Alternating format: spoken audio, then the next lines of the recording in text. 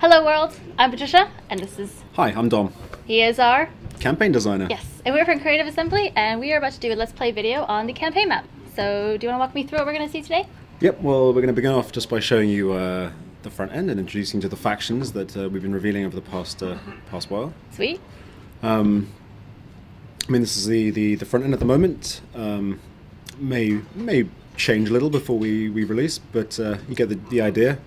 We have our factions, or our major faction groups up top here. In this case we have Rome selected. You can see that we have the three families, the houses you can choose from. Cool.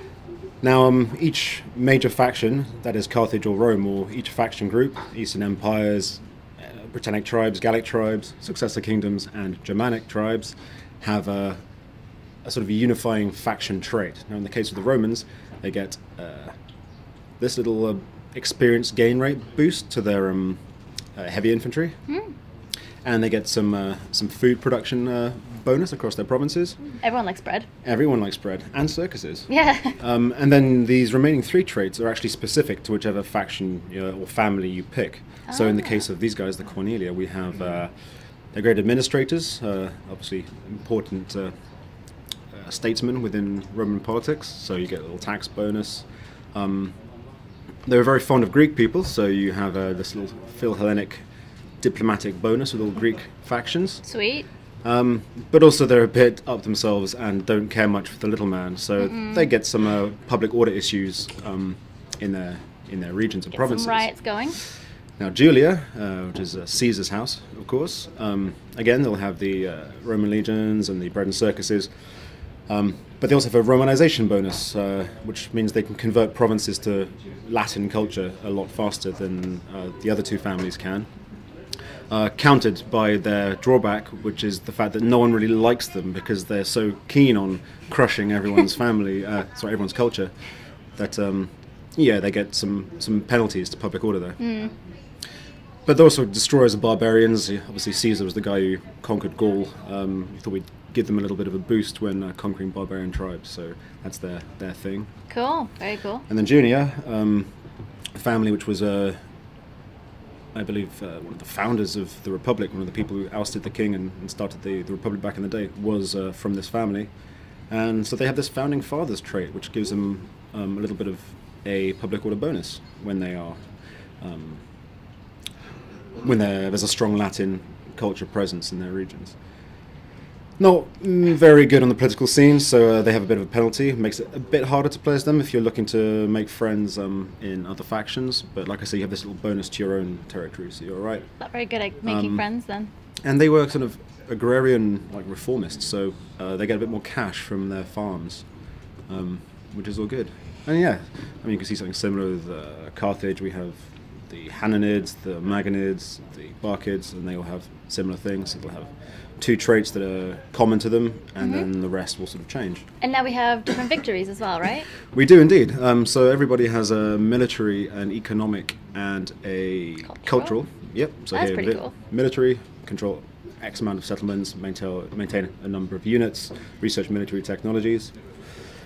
In the case of the Carthaginians here, they have the additional fact they need to maintain naval units rather than just any old unit, because they were known as a naval power, so that's very important. And then the economic victory, trade relations, very important. You need to hold the resources. You need to be making a lot of money to win. Research civil technologies. So would you say some victories are harder to do than others?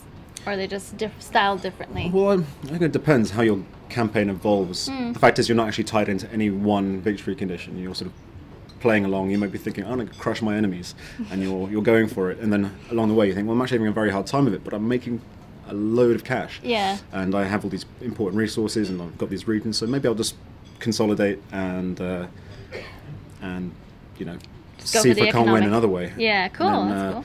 Are we going to take a look at the campaign map a little bit? Let's take a look, yeah. We're going to look at a Carthaginian campaign we've got going on. Good. I'm quite excited to play Germanic, actually. Should be good. Why so? I don't know.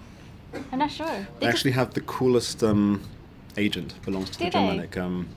Their version of the dignitary is this staff bearer, kind of bit of a witch, really. And she has this Cool. awesome cloak with like skulls and feathers, and she's awesome. See, I really like their type of style. I don't know, it sounds a bit silly to pick a faction just from the style that they had, but I Well, no, like them. when this dignitary agent went in, I basically looked at him like, I would play this just so I could walk around with her, and you know. Here we are. We are. Get this control. We are looking at. We're in Mauritania here. So we sort of started all the way down here. This is Carthage, our capital. Cool. We also had a huge. colony here in Lilybaeum and Caralis, as well as a small colony all the way over in Kart Hadasht, which actually means Carthage as well, but we felt it might be confusing to have several cities with the same name. Yeah. Now you'll Love it. notice, or people out there, keen-eyed people will notice that, actually no, you won't notice because obviously we've been playing for a while here, but yeah, in the start pause originally we gave this territory to Carthage, Oh, right. but we kind of adjusted it now, so we, rather than giving them the entire north of Africa, they're an interesting faction to start with because they're spread out. So here they have Carthage, they're here, and all the way over in Spain. It's a lot to manage in very different areas. You've got to really make sure you don't get overwhelmed by people. Run me through some of sort of the inner workings of a city, and maybe we can take a look at some of the politics, some of sort of the, you know, behind the scenes things that may happen after a battle or before a battle. Well, what you're going to see here is we have an entire province, the province of Magna Graecia, which we've conquered both from the Romans and from the poor fellows of Syracuse. And by selecting one of the settlements here, you'll see we bring up the entire province panel. If we didn't own all the settlements, these would be sort of blocked out, and we need to get visual confirmation to be able to get, you know, sort of spy information on these places, see what's cool. inside them.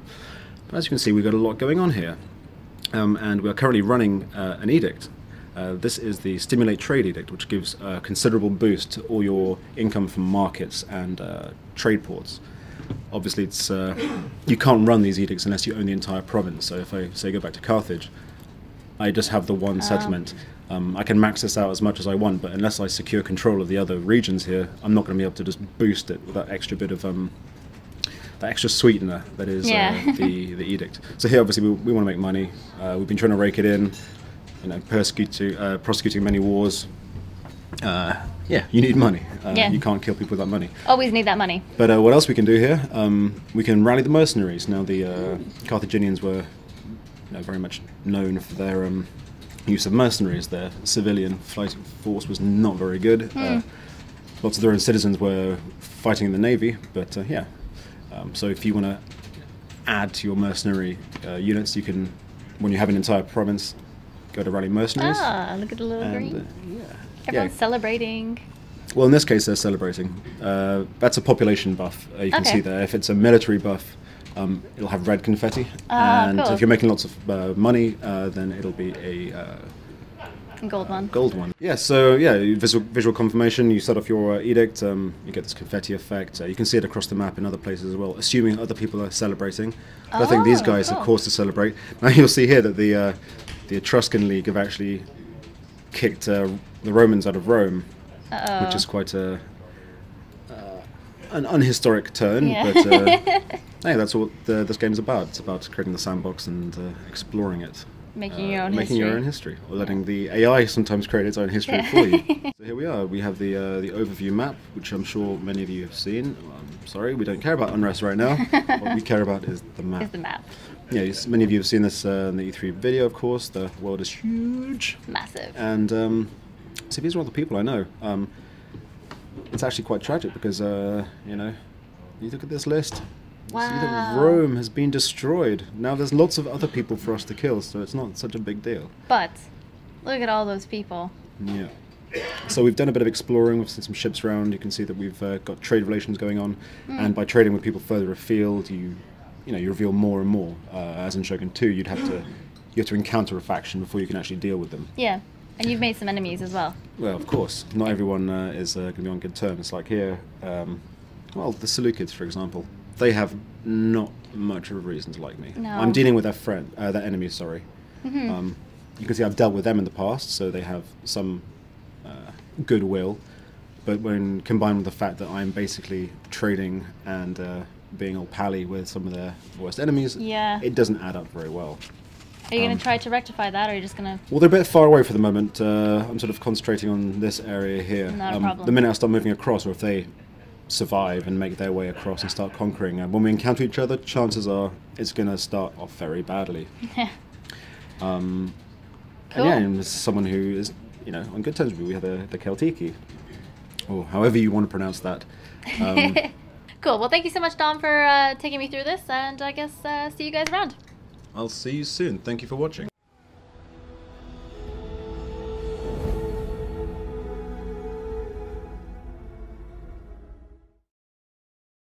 Rome 2 is epic in scale. It's a world-spanning, world-conquering game. To create that grandeur and that epic sense of scale, we need to create audio that really supports that.